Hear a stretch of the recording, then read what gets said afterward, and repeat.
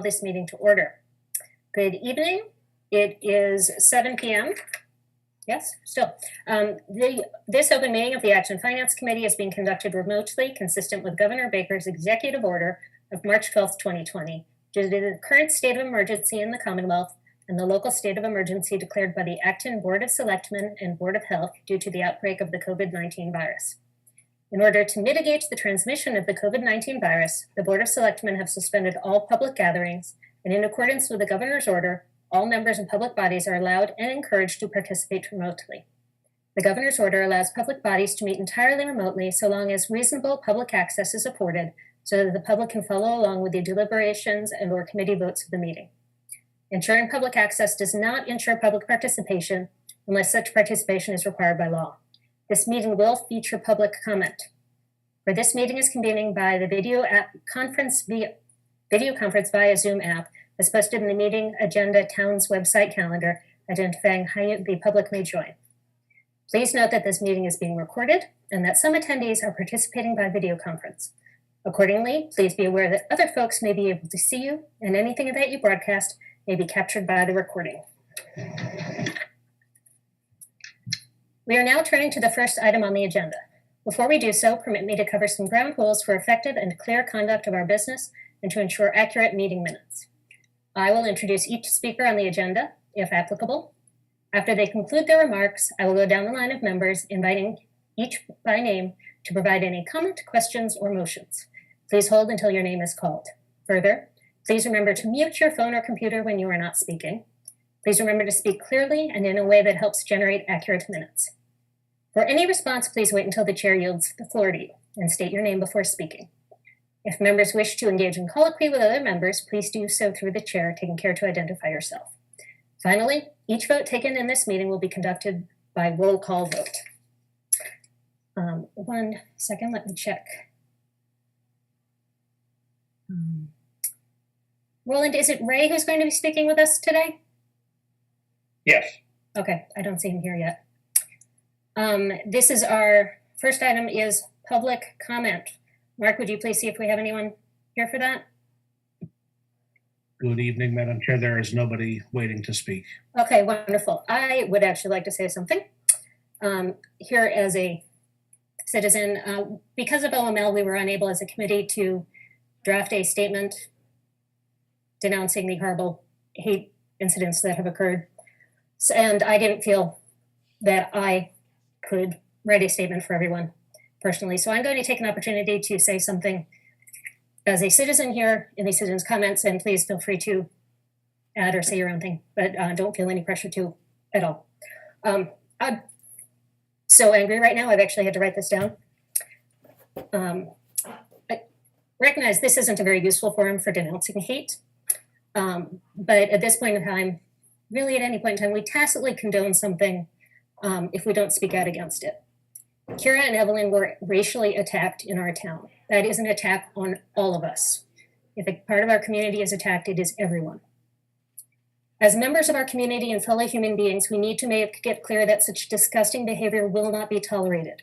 While saying this at a finance committee meeting won't change much, it is better than leaving any illusion that any attacks and acts of hatred will be tolerated.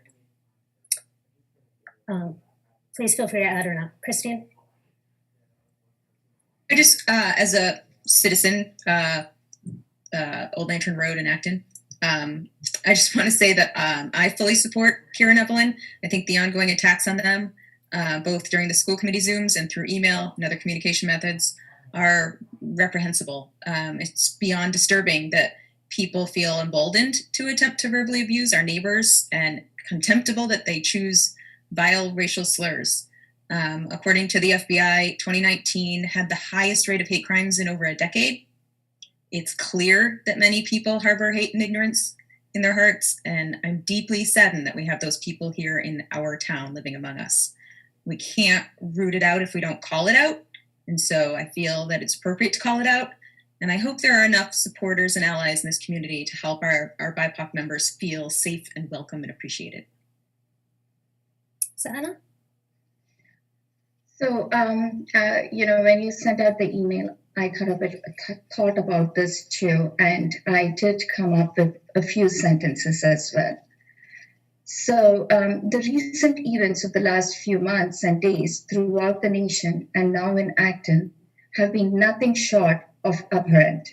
They're despicable people writing despicable comments for whom there should be severe consequences.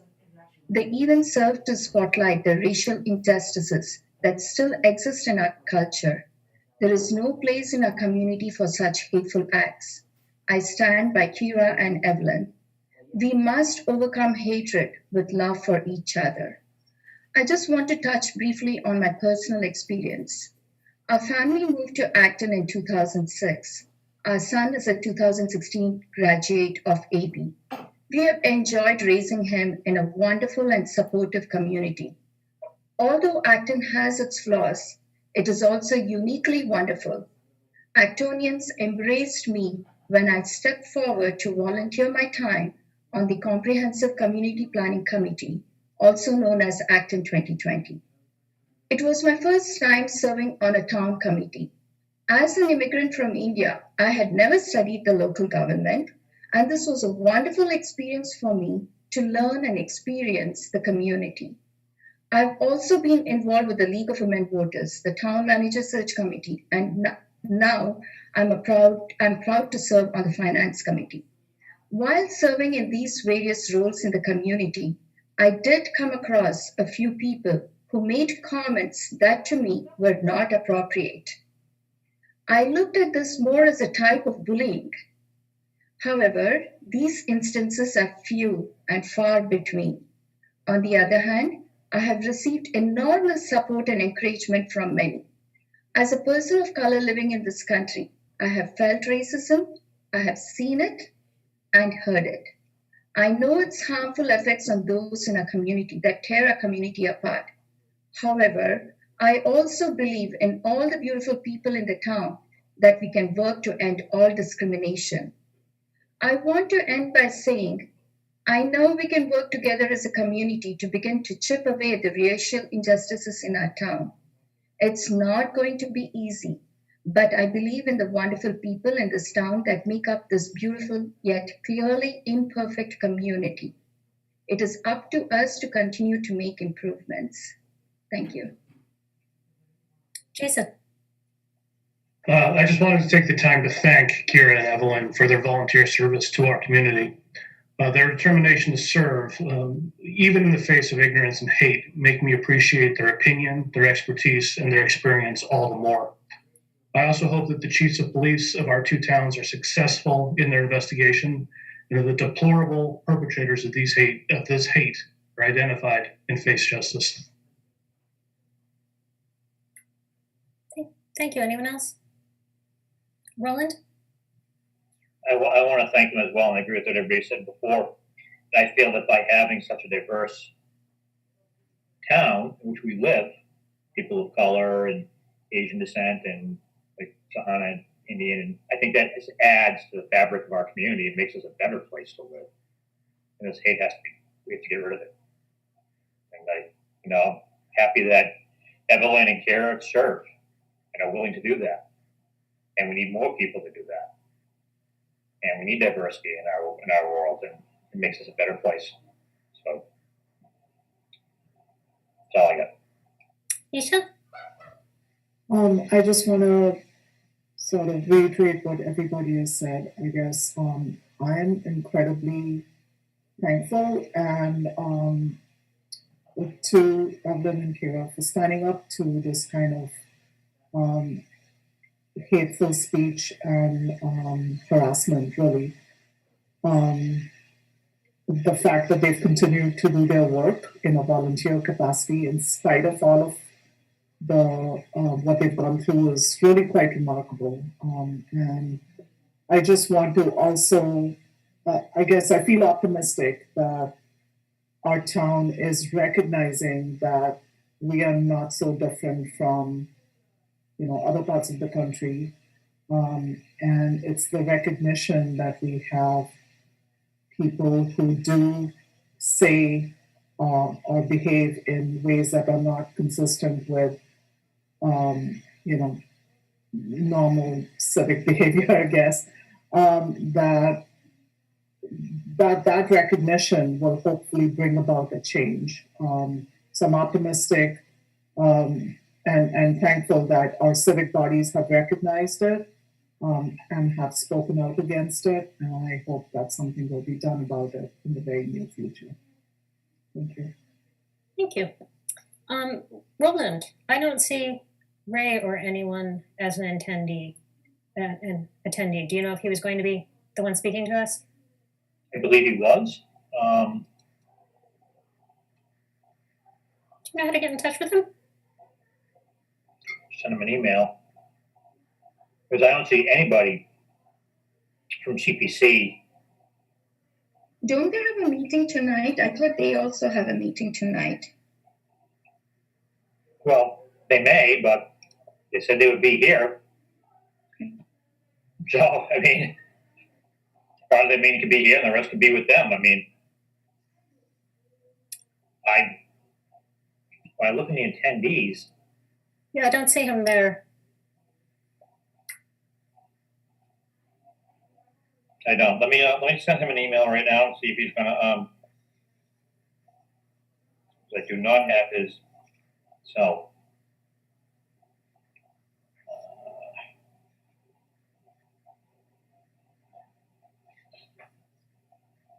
Today is the 12th. He confirmed last week that he would be able to be Right. here. All right, no.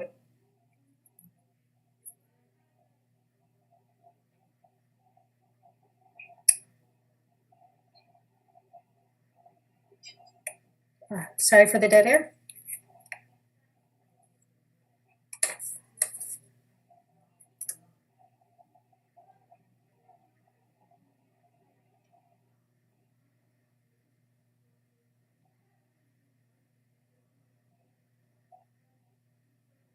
We may have to start a discussion on our next agenda item and then I was thinking that. I was wondering if I That's should what I was going to say. a moment to think about things. The next item on the agenda is to continue our reserve policy and tax increase discussion. I'm going to recommend that we start that with the idea that we will pause wherever we are when Ray or someone else from CPC turns up.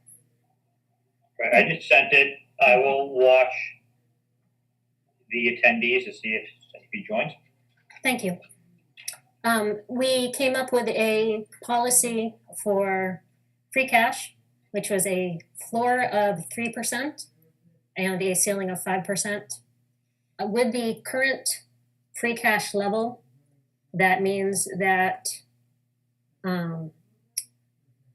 if we are going to stick with that, we are currently saying that $467,946 can be used of free cash in the upcoming budget. That is the dollar amount above 3%, above that floor. As you might note, the ALG plan includes using 1.1 million, which is a lot more than that. 1.15 million currently, and with the 1.15 million, that is a sorry, I changed the numbers one here. That's a $1.6 million deficit.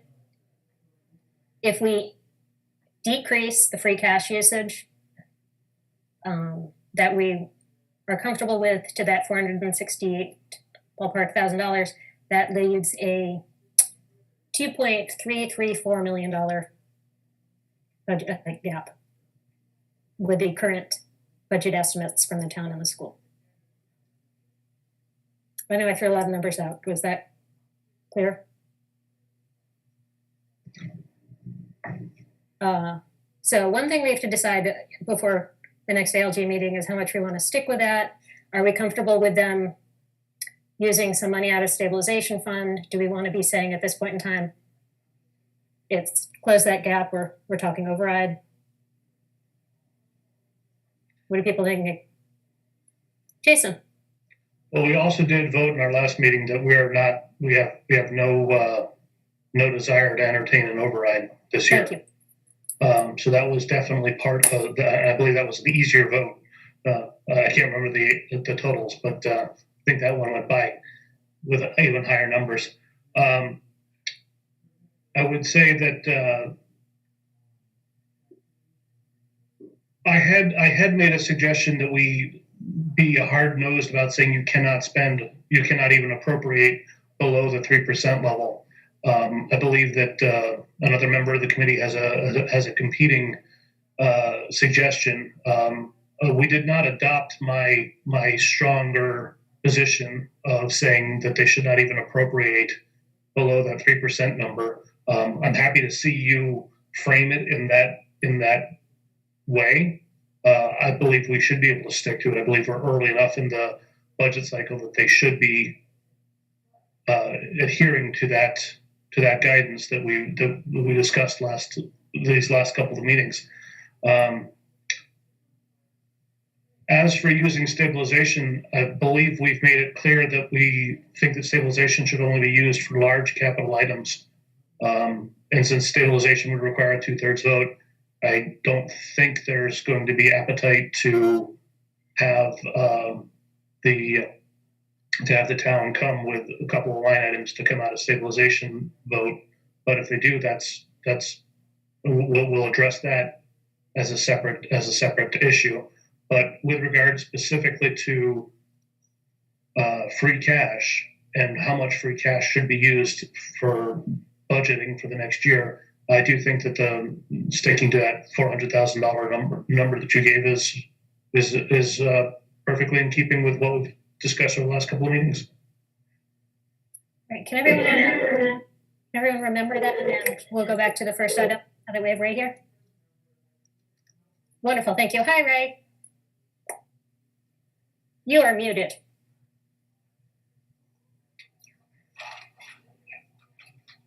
Good evening. I apologize. I just got home from work and got my weeks mixed up. But anyway, I'm here. Thank you for joining us. You're welcome. Do you have a presentation for us, or did you just want to speak? You didn't come from the kitchen? What's that? You didn't come from the kitchen? Anyway, I'm ready whenever you are. Please go ahead. Okay, can I share my screen? That's the critical thing. Let me see here. I think you should be able to, but let me know if you can't. Yeah, I'm gonna try to.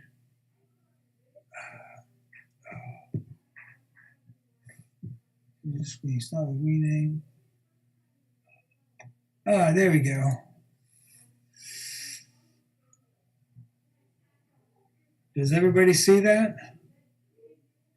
No. No, I didn't hit share. Yes. Thank you. I'm sorry, guys. I'm so discombobulated. So, can you see the screen now? Yes, thank you. Yes. Okay. Let me. Okay. This is actually nothing terribly complicated tonight. What I wanted to share with the Finance Committee tonight is kind of a recap as to where we are because of the pandemic and the moving back of town meeting. We're actually just at the initial start of our process, as opposed to by now we would typically be almost completed with selecting the projects, etc. So what I thought I would do tonight is go over the projects that we have submitted. So this is a list of the projects that have been submitted for this year's cycle. We have only had a presentation on 3 of them, so we're not even a quarter of the way through the presentations, and we have not even tackled the big ones. I mean, you can kind of look at kind of various and sundry. Some of them are fairly standard, like the Open Space Committee. The bottom line, if you look at it, is that we have currently on the table in front of us $2,654,625 are the total of the applications. Some fairly significant ones in terms of the Gardner Playground, as you can see, is $700,000. There's a Main Street development for housing, which is $500,000. There's a narrow sports building for $250,000, and the Elm Street's court resurfacing for $240,000. So some pretty big ticket items. We did get an update yesterday on the Elm Street court resurfacing. That may be taken off the table. Apparently, we've negotiated with the builder of the new twin school. They want to use the courts during construction, and apparently, this is not final. The construction company has agreed to do the resurfacing when they're done at no cost to the town.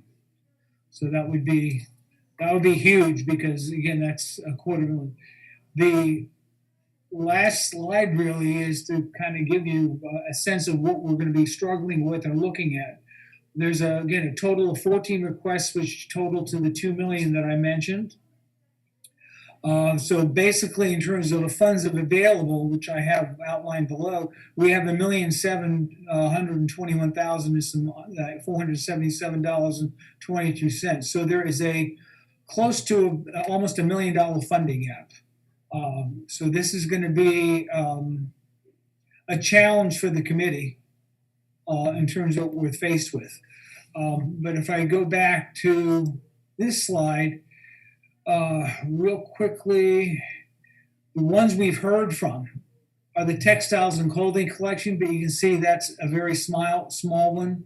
The textile, the pencil factory bridge for 44, and the preliminary archaeological and historical review. Those are the only projects that have been presented to the committee, and we've had any chance to hear from the applicant. So let me stop there and see if anybody has any questions that I can answer, or was there more that you would like to see at this point? But that's kind of, I don't have a lot to report, if you will, in one sense, other than we have a significant number. We have more money being asked for than we have money to hand out. And that we've only, at this point, and none of the big ones have come up to us to tackle. I will say already, though, the one on the list that I think is causing some concern for the whole committee is the Gardner Field.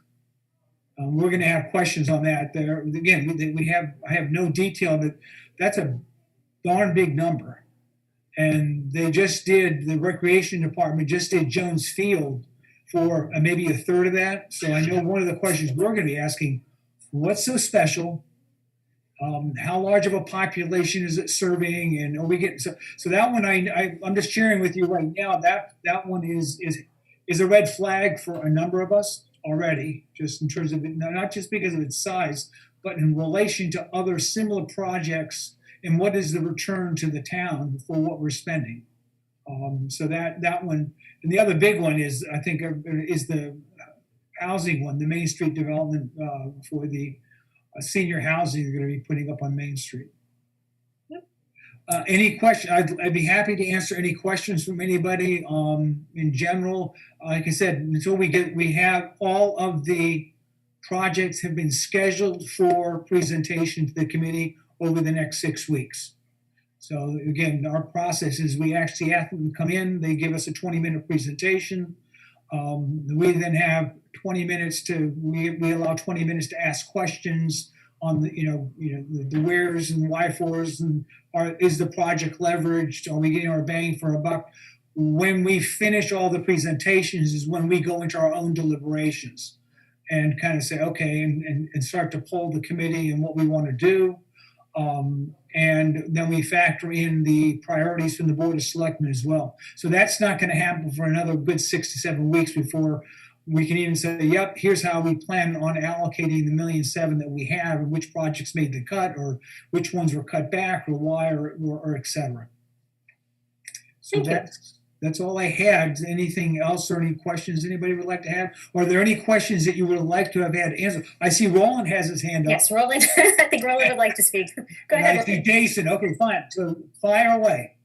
Well, what's sitting in the set-aside funds right now, open space, historic, et cetera, that could be leveraged? What projects have been started but not completed yet? Or projects that have been completed that there's still money sitting in there? You're talking about their appropriation that we can get back, because that's been right. You're talking about open space. Well, all the set aside funds. Because I know there was ones that was like historic, and the only one that doesn't have a set aside fund is recreation under the statute. So Right. Well, the short answer to your question is I don't have the detailed breakdown. The other constraint on the allocations is from a statute standpoint, we are obligated by statute at minimum for open space, housing, and historical to allocate 10%. Right. So each one of those is 170. So we may end up, for example, on the historical side, I think they're asking for 180 and we're obligated to do 170. That's not where the pinch is going to come from. No, I understand that. I was just wondering what's sitting in those set aside funds that are the only one that has part of your fund balance overall. Right, Look at it. the only one that has significant balance is the open space. Now on the open space side right now, they're struggling because there's apparently a couple of negotiations going on where they would need more than what's in the fund. But they haven't come forth yet. I mean, there's They can drag on for years, as we know. yeah, God, Willoughby Street. I can't. There's a couple where they're in negotiate, or they've been approached by the landowner saying, "Would you like to buy the property?" And they've said, "Well, we can't afford it." And then the landowner came back and said, "Well, what if we negotiate?" But it was, to give you an idea, it's a $2 million purchase, which would eat up most of the current open space balance. In terms of the other set asides, I don't think they are significant at all. The only one that has a significant balance kind of sitting in a bank account is open space. That's always been the way it's been. And last year in open space, we cut back. They had up until last year pretty almost routinely gotten $400,000 because the history of the community preservation, the initial push was for open space. It was like the town really said that's why we want to have it. We want open space. So it pretty much pro forma almost is we've been putting aside $400,000 a year. Last year we only did $240,000. This year, I anticipate it's going to be reduced substantially as well. So that's the only one. I don't know if that helps answer your question. The only one we have a substantial balance sitting there is open space. Or if you will, they have money in their piggy bank, for lack of a better term. Yep. And I know you'll come back and see us when we have the. I'll have the detail on that. Yeah, exactly. Well, when you come back in the next round to say, hey, this is what our for your warrant article at that point. Yeah. Well, again, this slide here for this meeting, I actually, when I asked for the slides, they didn't put. I just at least wanted to have kind of at a high level what the balances are. What you're really asking for, I think, is a little more color and detail on this slide. You know, Yeah, exactly. How much is in the open space? How much was recapture, et cetera, et cetera. Right. How much is in all the set aside? That type of thing. Right. Exactly. Thanks, Ray. Thank you. Jason. Yes, thank you. Just wanted to follow up. I think if it wasn't last year, it was 2 years ago. We put some money from CPC into the Asa Parliament House. I don't see any follow-up funding out of the slide that you just showed. Is the Asa Parliament House going to be transitioned over to being part of general obligations, or is that just not something that's been brought up yet? No, it just hasn't been brought up yet. In other words, this round, there are some public forums going on now about what to do next with the Asa Parliament House. They have chosen not to put an application in this year. Okay. That's really they have done. They used the money they asked for last year to do the remediation and what they wanted to do, but they were not in a position to come forward with any definitive plans. So it hasn't transitioned anywhere. They haven't moved it to the next step. Thank you very much. Appreciate it. Okay. Steve. Yeah, hey, Ray. Hi, Steve. It looks like you've got the $500,000 for the senior housing. Yeah. Is that like, do you have any choice, or are you committed to that based on past votes? That's a very good question. I would say we're not. The short answer is we're not committed. I mean, one thing I do really like about the CPC, there's a lot of good dialogue that goes on. I think in this case, as an example, one of the issues that we're going to grapple with. This is a very significant chunk of change that is going to serve a relatively small population. So I think there's probably going to be some philosophical discussion about CPC and what the fund. Let me use an example. Things like Nara Park, the Bruce Freeman Trail serve a very broad swath of the community. On the historical, what we've really focused on the last 2 or 3 years when we did the Hosmer House and have opened up those historic resources to much broader access. So you get we're serving a broader swath of the community. So I think there's almost an undercurrent, for lack of a better term, in the committee that we'd like to see the money used and as many people benefit from it as possible. And historically, I think that's how they thought about open space.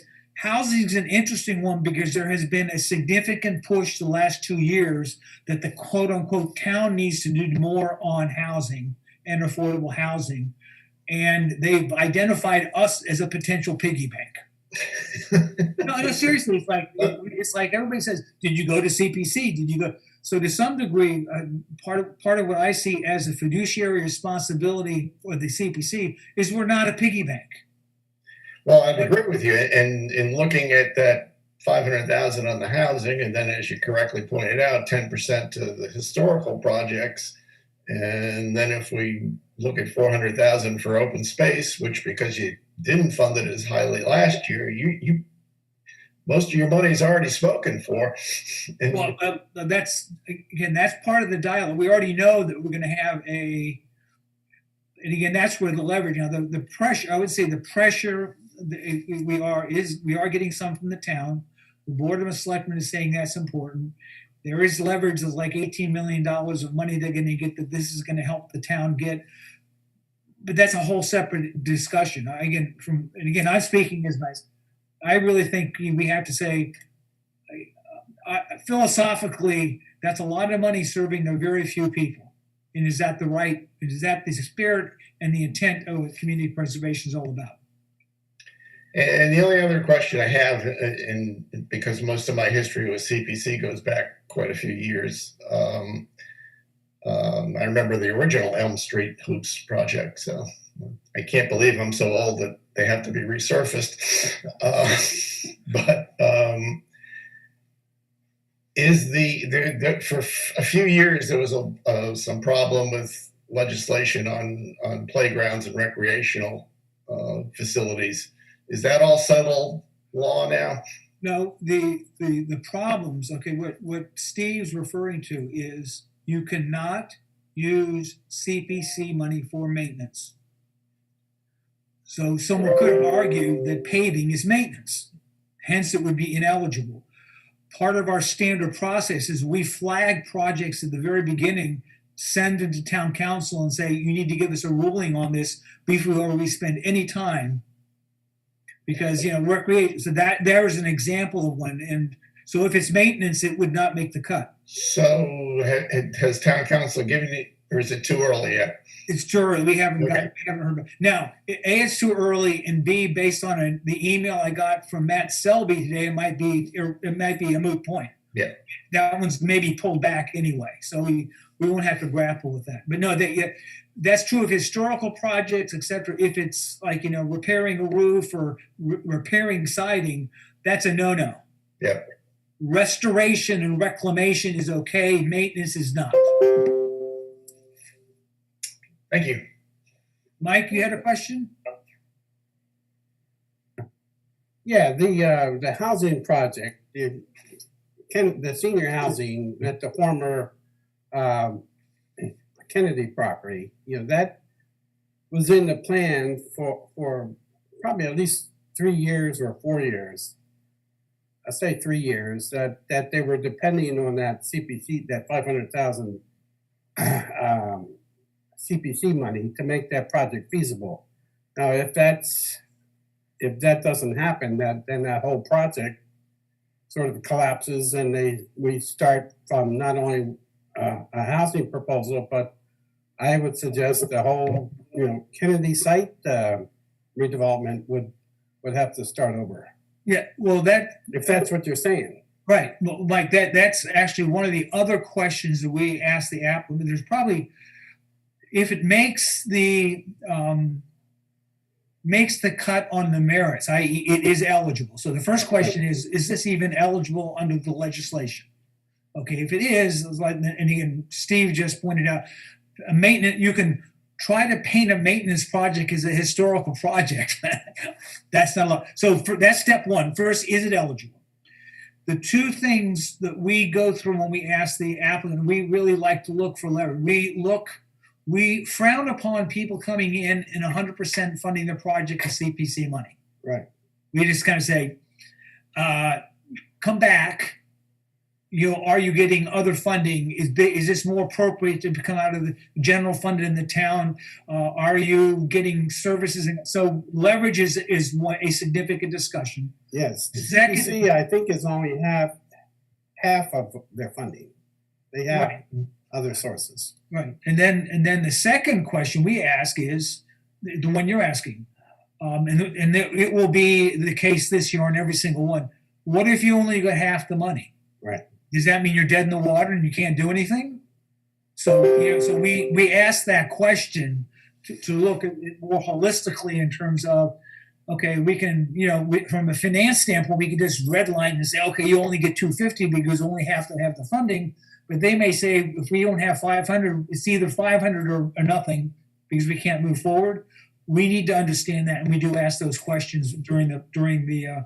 Again, that's what happens when they do the presentations. We go back and forth, and then we factor that into our deliberations when we talk about it as well. Okay. Steve? Ray, you mentioned that you're going to get through the rest of your presentations in the next 6 to 7 weeks. Do you happen to know off the top of your head if the Gardner Field presentation is sooner rather than later, or about when that's likely to be?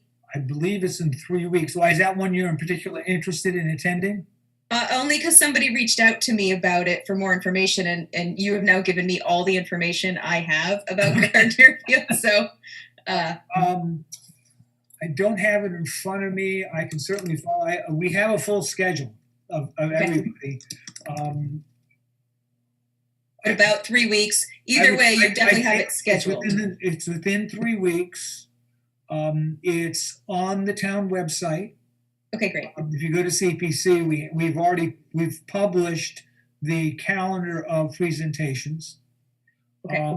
And encourage people to come if they have an interest. I should say that, but we have citizens' comments and they can come and hear the presentations, but they are not, if you will, public hearings. Mm-hmm. We have an issue coming up with the dog park that just come up that someone wants to come and present a pro and con presentation, and I had to say that's not what this meeting's about. It's not a permitting meeting. It's not a public hearing. So that's not the forum, but they're more than welcome to come and voice a concern at the beginning of the meeting, and then listen to the presentations and our discussion. Okay. Great, thank you. Okay, I'll make a note if I find it, Christine. I'll forward it to you if that's okay. That would be great. The actual calendar. Appreciate it. Okay. Anyone else? I don't see anyone. Thank you very much, Ray. Appreciate it. Thank you. I'm going to go have dinner. And again, I apologize for the mix-up at the beginning of the meeting. You're right. Okay. It worked out. Okay. Bye-bye. Thank you. Good night. All right. Jason had just. Jason, can you recap what you had said? I was saying that unless somebody wants to put a competing proposal forward, I like the idea of limiting the use of free cash for this upcoming budget cycle to only the $400,000 and change that would take us down to the 3% floor. Thoughts? Steve, you have to have an opinion. Oh, Christine does. Steve's unmuted. He should go first. Yeah. I want to hear somebody else talk for a change. I assume this is a recommendation. We haven't seen a budget again, so we're still dealing with fairy numbers. Obviously, if we all looked at a budget and there was no other option, and we agreed there was no other option, we would prefer to spend below our floor than to go into a operating override. I think that's obvious to me. Hopefully that's obvious to the rest of the members. Roland. I'd agree with what Christine just said. And, again, as I'll reiterate my point from last meeting, is that we have a spending problem, it appears. You can't spend more than you take in. Can't keep mortgaging the future, so to speak. We're not like the federal government where we can just say, oh, well, hey, yeah, let's print more money. Doesn't happen that way in town finances, as we very well know. So I think the budget really has to be thoroughly examined this year, and we really have to consider, limiting the use of reserves to do that. But again, I would prefer using reserves than having a budget override. Put a little more context in this. If you were to limit the municipal budget increase and the WRSD assessment increase to 2.5%, you still have ballpark, it was 500, wrote it down. You would still have a $590,000 shortfall in the budget.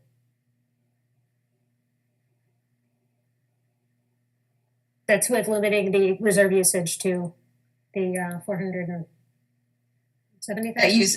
That uses the entire 468, and then there's still You still thought you said 570?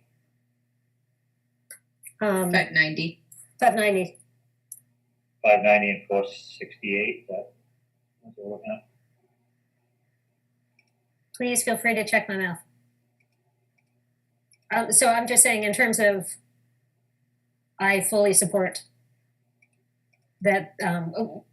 We've been spending too much money. We're not getting the excess revenue that has been replenishing the reserves. Yes, Ray. You're on mute, Ray. Ray, you're on mute.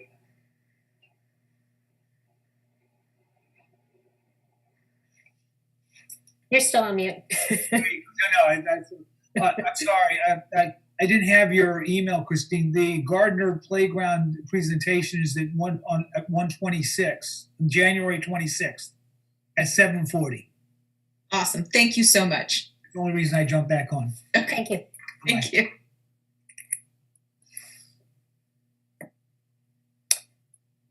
Yeah, so I think we're looking at right now saying a limit of 2.5%, and they still need to find ways to, I mean, it would have to be less than that, frankly. Christine.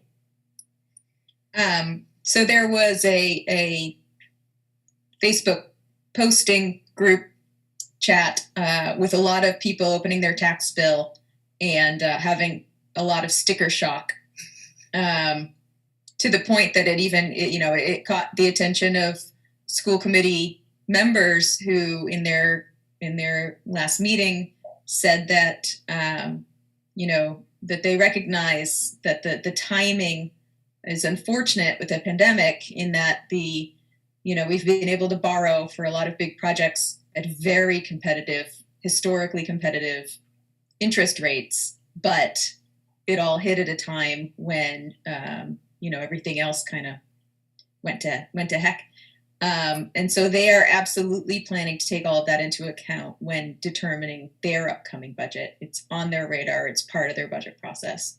So it'll be interesting to see and given that they're driven by so many different factors in the way that the pandemic impacts how they teach. So it'll be interesting to see how that all plays out in their budget process. Roland. That brings up a great point, Christine. I mean, my tax bill increased 10%. because it was a reevaluation year and everything hit all at once. So, I mean, this is once in a 50-year thing. But it might be more common going forward if we keep spending the way we do. And I can tell you, my salary didn't go up 10% this year. I wish heck it did. It'd be fantastic, but it didn't happen. Well, I took a pay cut. And that's the reality. It's continuing into this year. So I think we need to be, and the town needs to be very cognizant of that and what's happening to the average citizen within this town. And huge tax increases are just not sustainable. Jason and then Mike. I just wanted to point out that I did read that Facebook thread. It's not something I'm not on Facebook, so it's not something I see very frequently. And two comments that I did want to take away from having read through the whole thread. Kudos to the one person who posted who said that she remembered something about a average single-family tax increase of about $700, because that's exactly what I said during town meeting, and that's exactly what it turned out to be. But the other thing that I wanted to comment on is that there was definitely some confusion about what all was baked into the new larger tax bills. The new twin school, we are paying off the full-fledged bond already. I do not believe that is the case at the North Acton Fire Department, fire station. So not everything that has been voted on in the previous town meetings and special town meetings is already in the tax bill. For example, I believe there's at least one more, if not two more, issuances out of Minuteman, and there is at least one issuance out of the North Acton Fire Station that are not properly reflected in the bills. And I think it's important for the Finance Committee to make sure that we tell the citizenry what's already paid for and what's coming. So all the pain is not already absorbed with this one round that has just occurred. Thank you. Mike?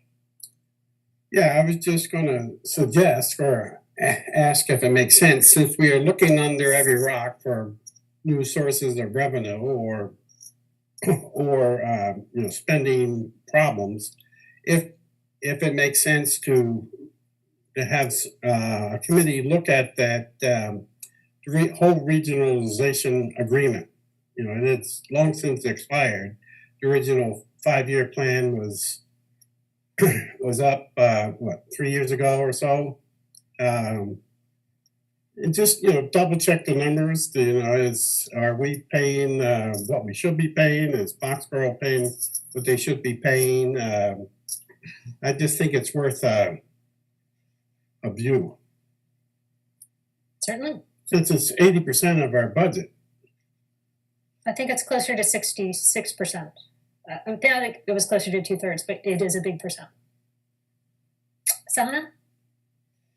I just wanted to go back on what Christine said. The Board of Selectmen also discussed about the social media discussion at their last meeting, and they're aware about it too. And I think the chair did go over some of the reasoning why the increase in the tax bills this year, why we are seeing it.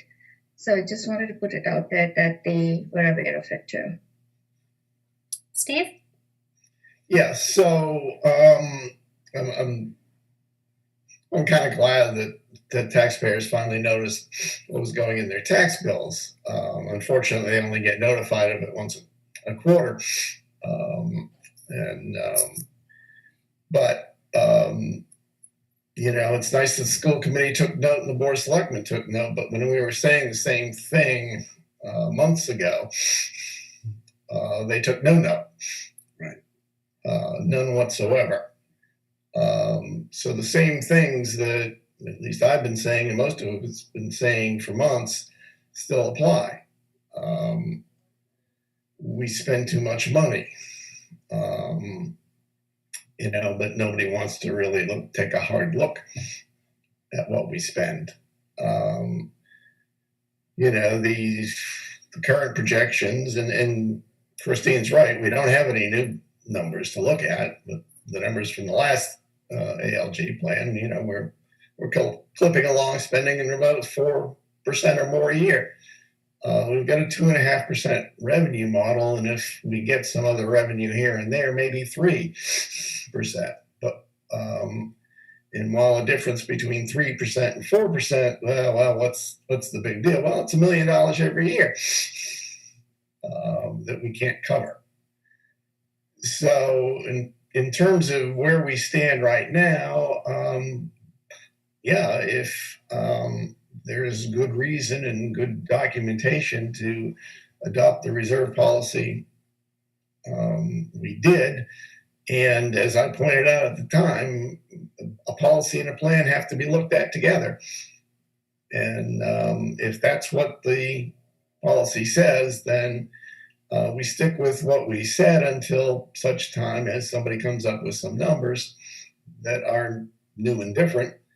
But I'm more inclined to have a discussion about, I guess, violating our newly minted reserve policy when somebody's telling me costs are increasing 2.5%, than I am to have that discussion when somebody tells me their costs are increasing at 4%.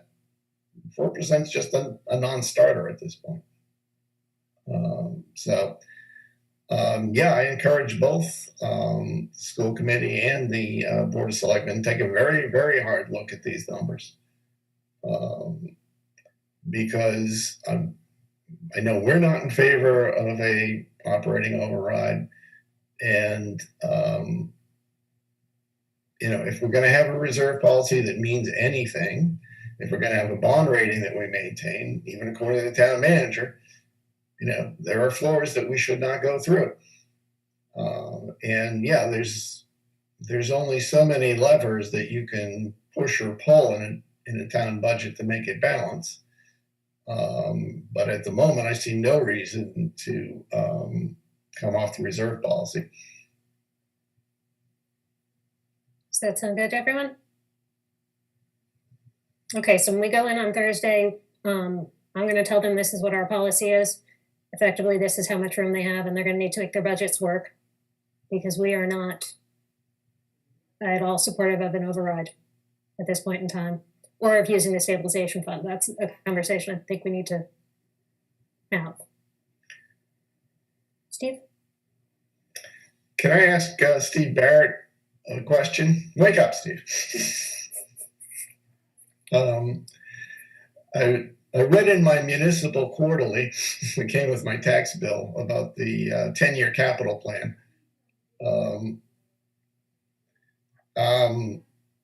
I've been hearing it's in development for a while. Do we have a date that it's going to be available to look at? Excuse me. Thank you, Steve. Good evening, everybody.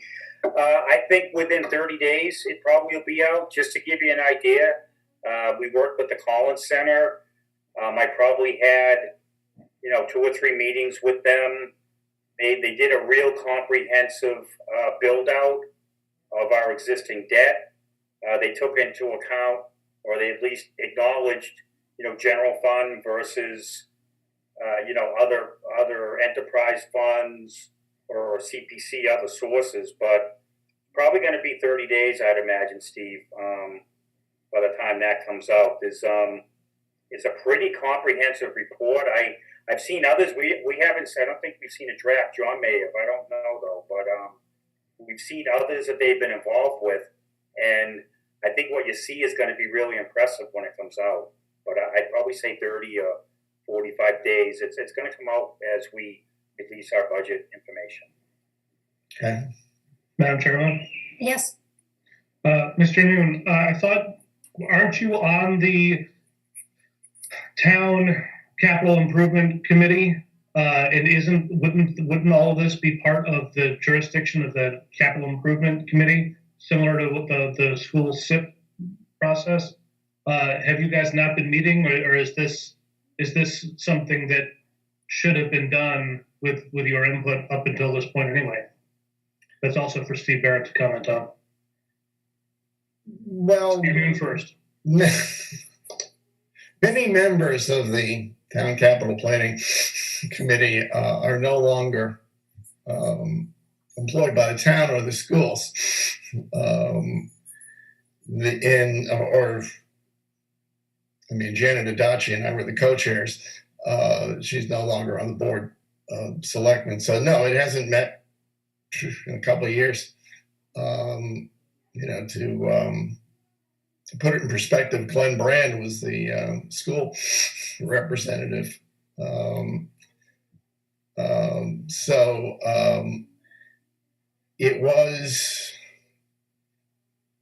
It is a very complex project. I continued to work on it even as the membership shrank. And I did put out a draft for comment to,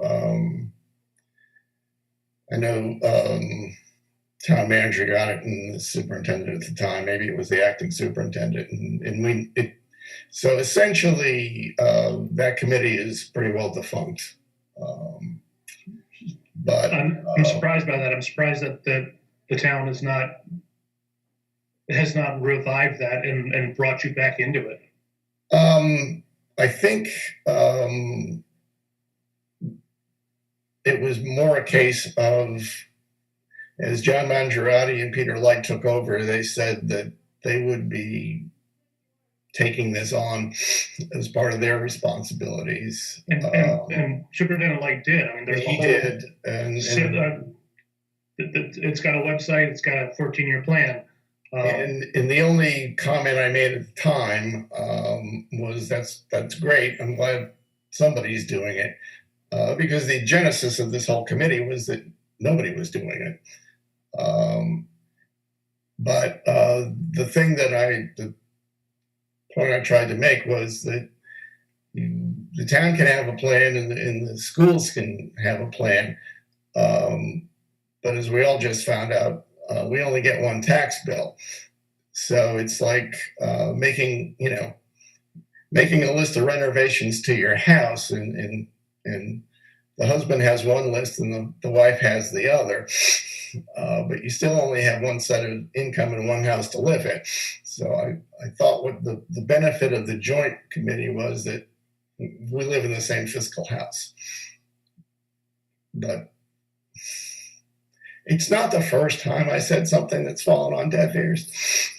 Would it be, Madam Chair, would it be appropriate for us to suggest that Steve Noon be back involved in what the town, with the communications that the town is having as they prepare their 10-year plan? Certainly. Steve, would you like to be? Oh, I'd love to take a look at it. Yep. Compare it to the one I did. I think it is especially helpful, similar to how the school committee has a committee involved in this. I think it would be beneficial for the town too.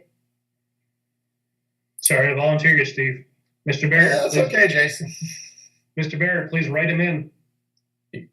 Sure. I guess my only comment would be, I think the committee is going to be very happy when they see the work that was done on this project. But as Steve said, I think it's a very complex project, but I think you're going to be really happy when you see it. I think it is vital for us, along with the long-term, or often said, complaints about not knowing what's coming in budgets down the line. Having this sort of plan will make it easier for us to know that. Christine.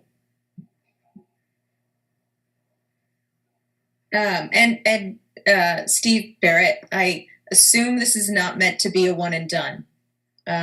So I appreciate that there's a lot of work going into it, and that's going to be a very impressive 10-year plan, but I hope it's also an ongoing and continually updated plan, in which case it, would make sense to have some sort of subcommittee that looked at it and worked on it behind the scenes in an ongoing manner. Roland. I hope it is better than the last one that we got. That's probably going back. Yeah, Janet Dachi was, I believe, chairman of the Board of Selectmen at the time, and you need to build a new salt shed, and that's going to cost you $1.3 million. We're ridiculous amount of money that, a lot of stuff wasn't well vetted. Other stuff was already done that was in the plan. And it just seemed like they did it, and here's this exercise, we did it, and it just never went anywhere. Or that's, they did act on some of the stuff, I know that, but it should be like a living, breathing document where it keeps rolling forward. As you get stuff knocked off, you keep looking out 10 years. So this year we're looking at 2031, and next year we're looking at 2032. So it just keeps on, and have what we've completed in the last year and what's in process and things like that. So it just keeps rolling forward.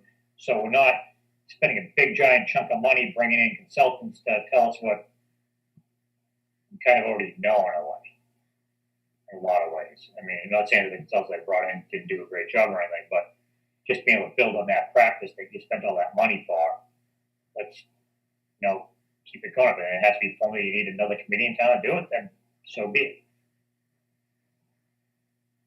Right. Anyone else? Okay, now, Jason had raised an idea at our previous meeting about trying to limit the amount that could be used of free cash to the amount that was replenished in the previous year. No? What was it, Jason?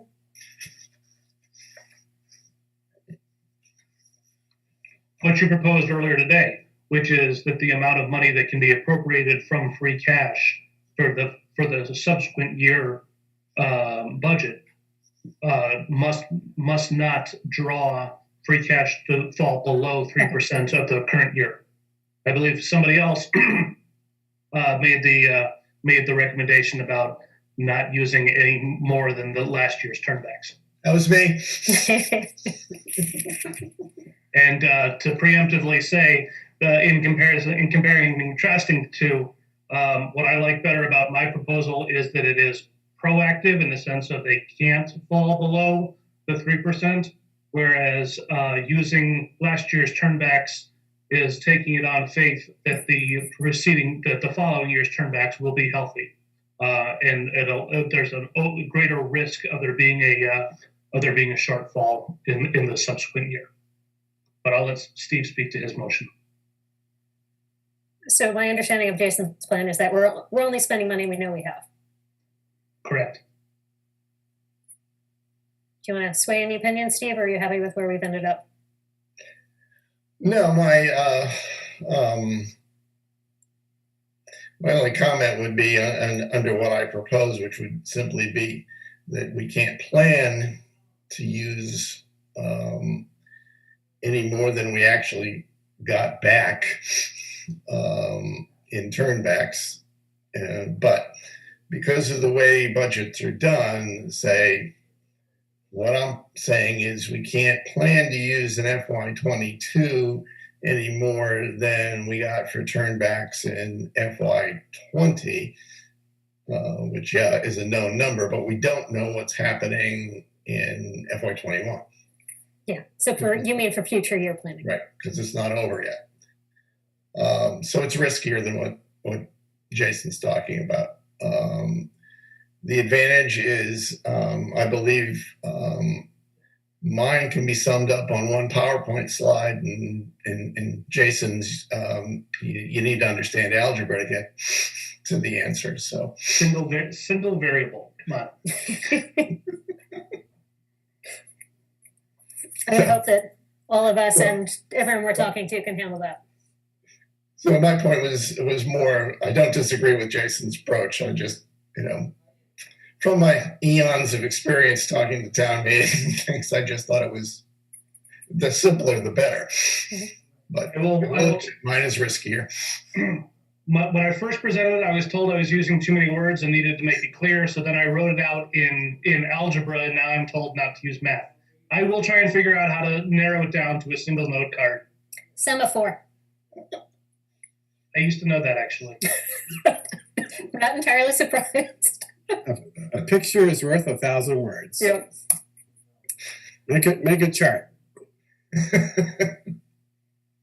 All right. So, just one more recap. We are saying, as far as we're concerned with our new policy, they have $469-ish thousand of reserves that can be used in total. We don't support an override, so if they want to make the budget balance, they're going to have to cut the town and school budgets. Does that sound right? Sharpen the pencils. I'm going to tell you right now, having had similar discussions with Mr. Benson before, that his response is going to be, what services do you want to have cut? And would you like to look at the budget, everyone? And the answer is yes, we would like to look at the budget once it's ready. But we are going to get pushback on where do we think the cuts should come from? Well, I believe we also they show us a budget. Maybe we'll give them an answer. I believe we also did offer to share the pain and responsibility of finding cost savings with a cost savings committee, and I believe that was rejected out of hand. So I would remind them of that as well, please. I second that. Wow, Adam's alive. All right, does that sound good to everyone? Because Christine and I can do that. Yes. Wonderful. Now, point of view. Christine, is there anything we should be changing on the slides for this, or do you have it in already? So the point of view, I mean, we came to consensus on everything except the reserve policy and spending. So now that I have those numbers, if we want to look over the minutes for a second, I might even be able to update it, show us the last few slides, and we can vote on it. All right. We will take a pause there, come back to the point of view, and review at this point in time the September 22nd meeting minutes. Has everyone had a chance to read them?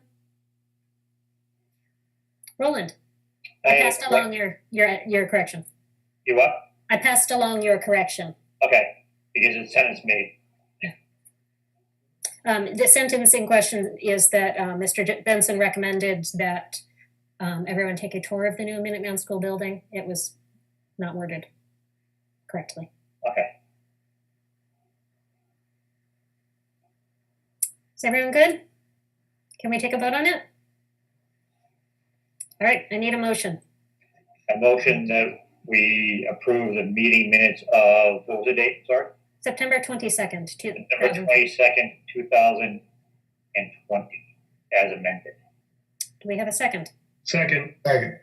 All right, we will vote now. Steve? Aye. Christine? Aye. Sahana? Hi. Mike? Yes. Roland? Aye. Jason? Aye. Isha? Aye. Adam? Aye. And Christy, I say aye. Thank you. Minutes approved. Christine, do you want a little more time? We can go into any liaison reports. Yes, more time? Okay, do we have any reports to make? I haven't been attending CPC because they meet the same time we do. We appreciate your attendance here. Kind of tired too. There is an update on the Kelly's Corner Steering Committee. We will be meeting next Thursday to look at, let me find out what the phrase is for it. It's signage that they put up during construction. I had it right here. Okay, I don't see it quickly. Wayfinding. Thank you, wayfinding. And there's been talk about what sort of a theme to have, how to make it, if at all, to make it interesting as opposed to not, in part to beautify the area during this otherwise not exactly attractive period while we go through the construction. So I'll have more to report after next Thursday about how that project is going. I suspect Christine would have stuff to say about the school committee. Mostly it was that they were taking a hard look at making sure that the budget, to the best of their ability, keeps in mind the taxpayer hurt right now. Also, they're finding that while hybrid learning is not causing particular suffering in grades, remote learning for kids who otherwise aren't in that A to B plus range are struggling.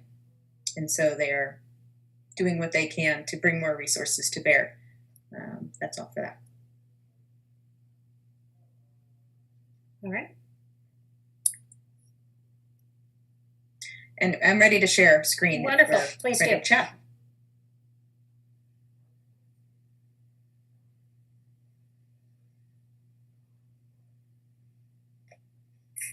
So, our reserve policy, and please correct me if I have misstated this in any way. Our free cash will have a floor of 3% of total Acton spending, and our free cash will have a ceiling of 5% of total Acton spending. Now, I want to just go back real quickly up to the Our Town section, not the recommendation section, but the Our Town section, where we do talk about here's what's free cash, here's stabilization fund, Acton's portions of E&D, Acton's portion of the AB stabilization fund and the enterprise funds, because it seemed to be important to many members that we look at reserves as more than just Acton's free cash and stabilization. And I wanted it clear that it is actually in this presentation early on. And then that's when we're going through details about the town. And then when we go down to our concerns and recommendations section, as far as reserves go, this outlines our reserve policy, and then our recommendation, and I'm going to merge these slides so that they're one, will be strategic use of free cash and E&D, use no more than $468,000 from Acton free cash. And then this has been our policy, and I assume it continues to be our policy. Backing up a slide to the policy, we sort of glided in our previous discussion over any sort of a policy regarding the stabilization fund. Do we want to have a formal policy for that? This is one of those times where you have to raise your hand or shout out. I think we need to hold on that until we see the 10-year capital plan. Okay. Because it was set up for that purpose, and if we need it for that purpose, then that would be the policy.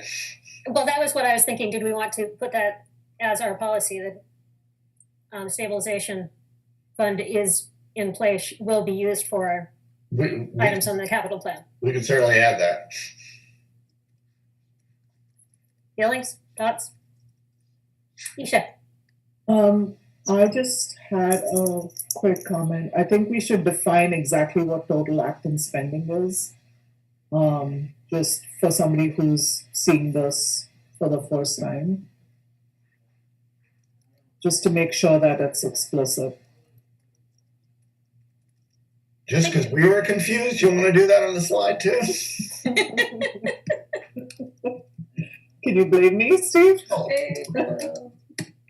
The only reason it isn't Christine and I saying this is because we've been around this enough times that we don't see that what could be confusing as much anymore. Mm-hmm. Okay, do we want to make this be an informal stabilization fund policy, or do we want to actually make it be an official one? And keep it unofficial right now. Works for me. I mean, because I'm always in favor of, we have that stabilization fund. It's sitting there. We've been taxed on it. I mean, at some point, I would hope that you would actually use part of it, because if not, you just tax the citizens, put it in there, and just have no, desire to use it ever. Kind of doesn't make what the citizens, what the intention of it was.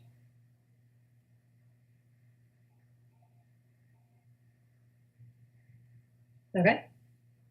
I guess when you build the budget, look at using reserves, you have to look at the entire world. I guess world's not the way to put it, but you have to look at the entire universe of what you have. And stabilization fund is something you have that's sitting there. It's some point should be used to do what it's designed to do. But specifically, we are specifically saying it cannot be used even for, I think we're discussing, it could not be used even for standard budgetary capital items, but that it should be for items on the capital plan, the forthcoming capital plan, which gives us a reason to use it specifically. I mean, it Yeah. is a plan to use it. Yeah, that's what it should be used for, correct? Christina, I believe that the P in SIP is actually plan. Is it or is it projects? I thought is it not capital improvement? I guess it makes sense that it's Oh, I don't know. Roland? I think it's capital improvement plan. okay. And I would change. I just had a single comment. Instead of trying to put more words there, town plus school budgets, maybe we can put that in the notes below, not on the slide. So if people have a question, it's always in the notes below. Just trying to make it a little cleaner because I think we have too many sentences and words. There's a lot of words. Yes. You can actually make the two as sub-bullets. So you can say free cash shall have, and then sub-bullet have a floor of 3% and have a ceiling of 5%. How about free cash relative to town and school? I'd say assessments for school, not budgets. Yeah. And then you could just say floor 3%, ceiling of 5%. You can put a text box with an asterisk or something to define what total Acton spending is. You could probably get rid of have and just have floor, ceiling.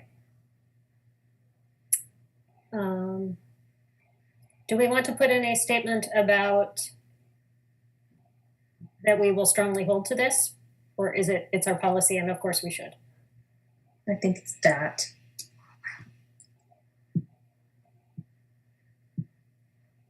Does this look good, everyone? After all those conversations, You get to the easy point. It's good. Do we want to Right. keep in the information that Christine pointed out earlier that we have about the enterprise funds and the school stabilization fund and all of that? I would like us to. I can see both sides of it personally. Well, I think in the first section of the presentation, we're sort of presenting where we are as a town, right? So we're presenting the economics and the finances and the tax burden, and demographics and the budget and reserves. And I think one of the reasons we got into this whole conversation about reserves over the past few months is that we've been myopic on our own view of what reserves the town has and in what buckets. And this is a way to reduce that for us and for the people we present to. So that's my take on simply presenting it in the part of the presentation where we just discuss where we are as a town. Okay. Anything else from anyone? And then, are we good with our reserve policy recommendation? I'm going to merge these two, but I will not change the information on them as long as everyone agrees. Well, you should probably just say, in order to maintain the 3%, use no more than 468, because right now it just looks like a random number. Yes. You said in order. And I would specifically say for the next budget cycle, so that it's not something that in perpetuity we're saying 468. We're saying How for about the next for year. FY22? That's fine too. Even better.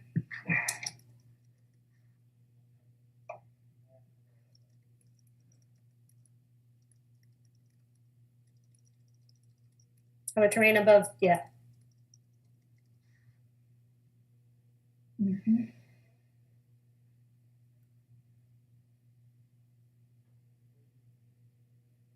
Anything else?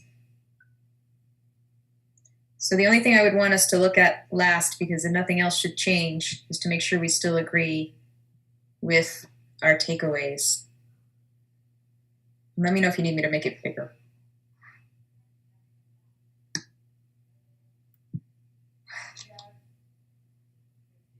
The 3.25% is still too high. Yeah. Yep. I think I'm just gonna get rid of it. We could put in a blunt statement of town and the school district need to cut their budgets to avoid an override.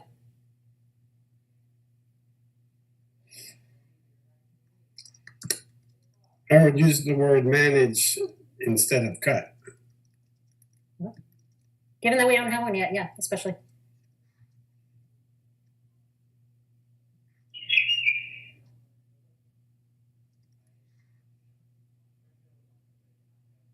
Do we want to put in a takeaway of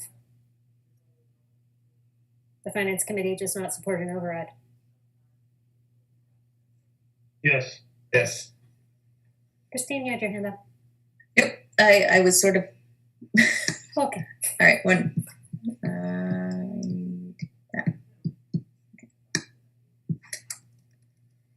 Oops.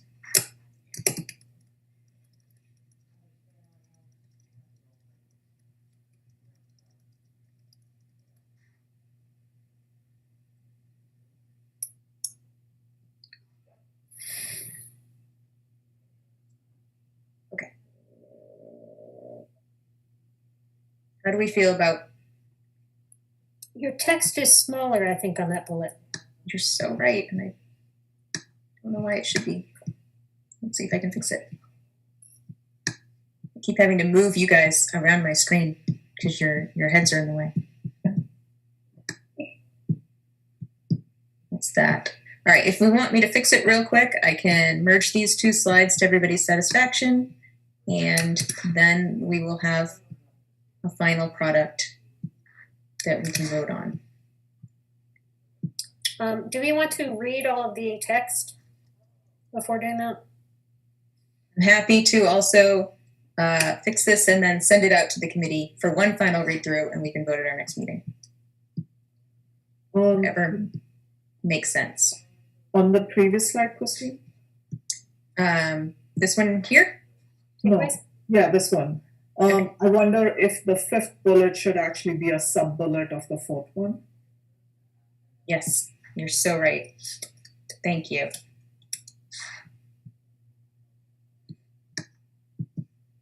You want to change the font size too on that? Yeah, I don't know why it's not complying.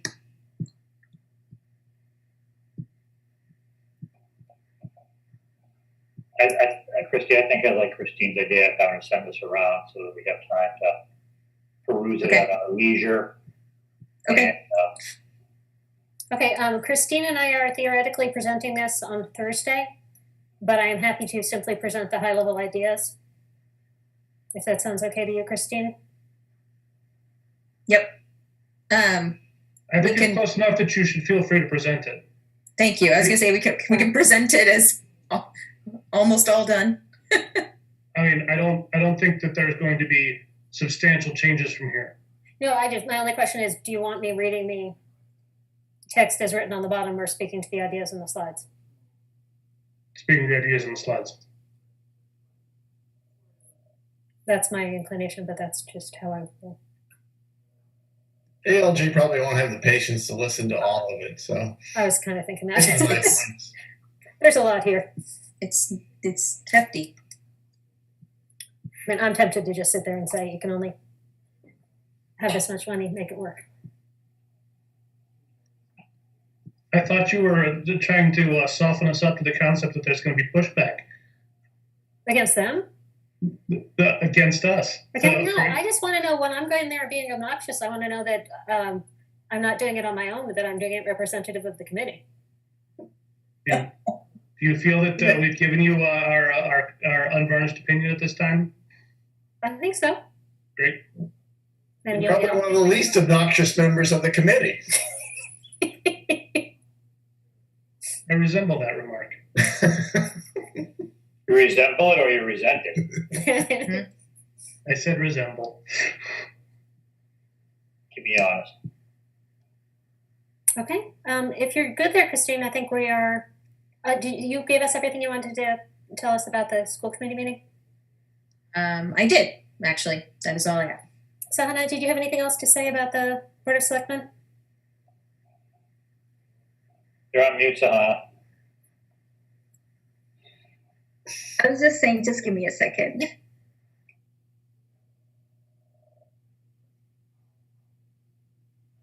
Christy, do you have a picture of the North Acton Fire Station that I sent to you? I do, thank you, yes. I think maybe who hasn't taken a ride by there. My in-laws live near there, so I take a ride by every now and then to see how they're coming with it and moving along. Go ahead, Sahana. So the Board of Selectmen met last week and they also met on Monday, but that was an emergency meeting. So last week they did discuss a few things. The tax rate collection, the real estate tax rate collection rate for the first 2 quarters has been 99%. And then they did also discuss the 2 properties, the 3 School Street property as well as 26 Carlisle Road. They did decide to put out the 3 School Street, give it more time. There was a proposal for it. There was just one proposal that came out. Initially, the property was mixed use, but then, the proposal that came out was from Habitat for Humanity to sell to them for affordable housing, their housing. And there were a lot of discussion regarding that. And the town manager did suggest that, they need to look into other ways that they can use the properties. So Habitat for Humanity was asking for CPC fund, and it was noted that they were too late for the application for this year. So given all the factors, this property would move to next year. So they're not taking any action on it right now. The 26 Carlisle Road, that's my backyard. So that is a location that is likely for affordable housing. And that is something that the board is moving forward with. And so the town manager will start, I think the proposal will be put out there and see what can be done about that. That's about it for that meeting. And Monday night, they did meet, emergency meeting, and they did put out a strong statement in regards to the horrific incidents that the school committee members, Evelyn and Kira, did face. That is it from my end. Thank you. All right, unless there's anyone else, it's time for Isha to do her job. I move that we adjourn this meeting. Second. Second. Wonderful. All right, roll call. Jason, Aye. Steve, Aye. Christine, Roland, Aye. Sahana, Aye. Mike, Aye. Isha, Aye. Adam,